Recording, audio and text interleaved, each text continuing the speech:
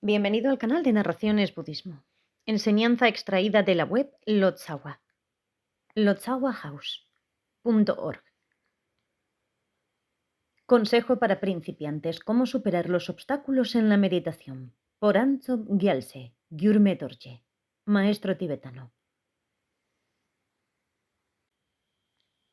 Los novatos deben estar atentos a 3 obstáculos al practicar la meditación. Inicialmente, pensamientos distractores que involucran apego, aversión y demás podrían surgir. Cuando esto suceda, suplica a tu gurú e invocándole o invocándola en tu mente, te liberarás de este obstáculo. En el intermedio, podrías caer preso de las maldiciones y hechizos de demonios y otras entidades etéreas, de modo que experimentes enfermedades, dolores agudos y cosas similares.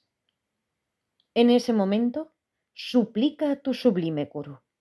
Pídele la habilidad de usar esas dificultades para perfeccionar tu camino espiritual y como resultado de ello te sorprenderás y te sobrepondrás a ese obstáculo.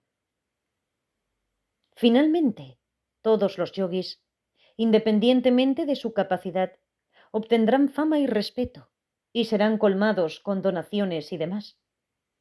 El no reconocerlos como obstáculos para la práctica de espiritualidad obstaculizará tu progreso. Es importante reconocerlos como desviaciones.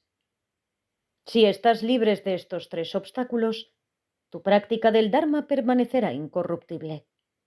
Este es un consejo fundamental. Traducido al español por Juan David Ordóñez M. Narrado por Cristina Ingrid B.